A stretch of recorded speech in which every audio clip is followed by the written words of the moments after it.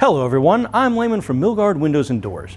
Today, we're in our engineering center and we're going to show you the proper way to install a Delta field mull. To begin this installation, remove all packaging components from the window and identify which window goes on which side.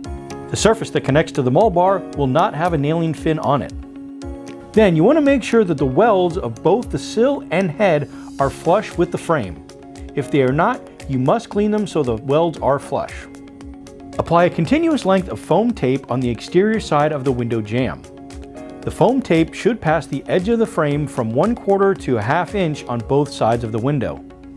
The foam tape should align with the accessory groove leg, but it must not cover it. You want to do this on both windows. Trim the foam tape at the sill and head so that it is flush to 1/16 of an inch longer than the edge of the frame and creates a notch at the accessory groove. We are now ready to install the first window into the rough opening.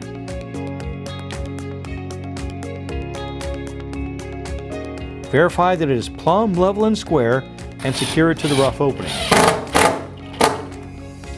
When securing the windows, do not use the 2 nailing fin holes that will be closest to the mull bar.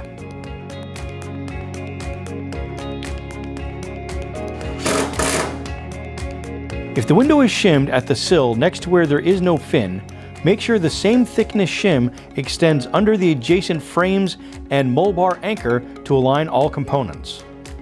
Next, we can install the mull anchors into the end cap.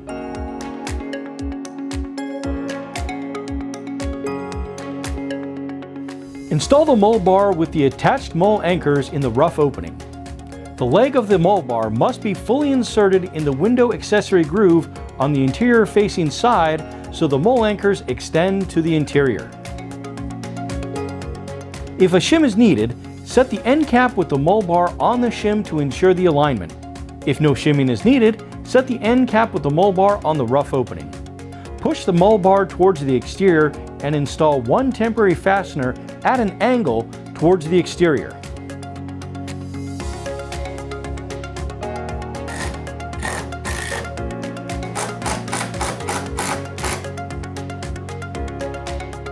We are now ready to install the second window. Make sure that the other leg of the mull bar is inserted into the accessory groove of the second window on the interior side. The edge of the end cap should be aligned with the edge of the window frames. Both windows must be fully engaged with the mull bar. Make sure the second window is level. Do any shimming necessary and attach the window to the rough opening. Like the first window, do not use the 2 holes in the nailing fin closest to the mull bar. Remove the protective liner from the foam tape on the mull bar. Then, insert the pressure plate in the accessory groove of both windows. Align one edge of the pressure plate with the edge of the end cap that touches the mull bar.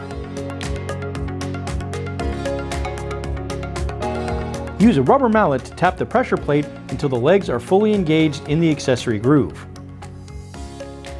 Then install the supplied fastener to the pre-drilled hole.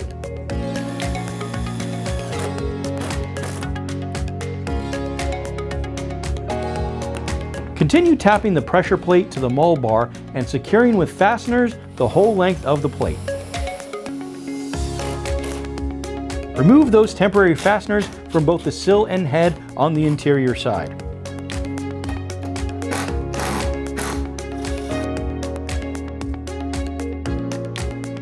Line up the drip cap with the matching accessory and mark it so that the drip cap can fit in the accessory groove between the accessories.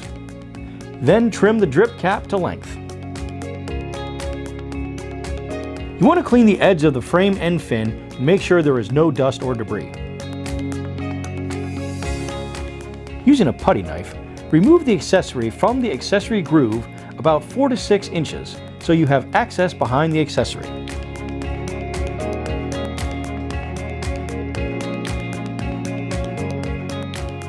Apply a 3/16 to 5/16 of an inch continuous bead of high quality exterior grade sealant to the windows as we are demonstrating here.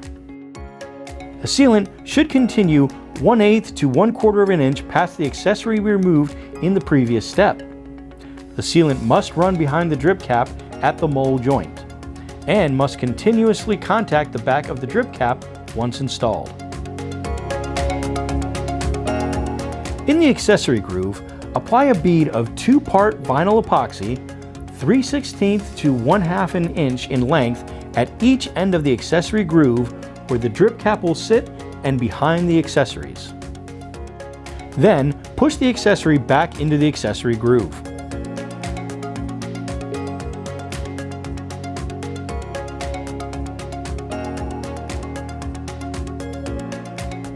Now install the drip cap. You can use a small mallet to lightly tap it into the accessory groove.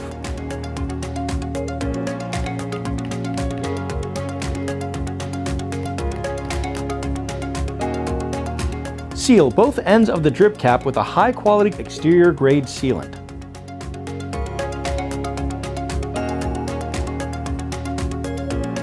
Then, inject the same sealant through the injection point in the end cap until the end cap is full. You will know it is full when you can see sealant the full width of the end cap. We are now ready to secure the drip cap to the rough opening using the unused holes in the nailing fin from the previous steps. Make sure you do not use any fasteners where there is no fin behind the drip cap. Once the drip cap is secure, repeat the previous couple of steps to attach the drip cap on the opposite end of the Mull bar. On the interior side, secure both the head and sill Mull anchors to the rough opening using the supplied hardware. It is now time to line up the exterior Mull cover. Align it in between the drip caps. If the Mull cover is too long, mark and trim the cover using a chop saw. But double check to make sure you have the correct Mull cover before making any cuts. Apply a bead of 2-part vinyl epoxy on both sides of the first fastener of the pressure plate. The bead should be 1/8 to 3/16 of an inch thick and 1 to 1.5 inch long. Do this at both ends of the pressure plate. The cure time for the epoxy is approximately 5 minutes and the Mull cover must be in place before it cures.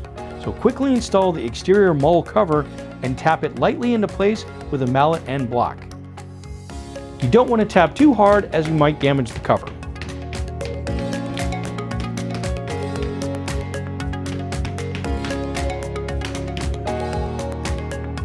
And finally, you can install the interior side Mull cover with a small block and mallet. And your installation is complete.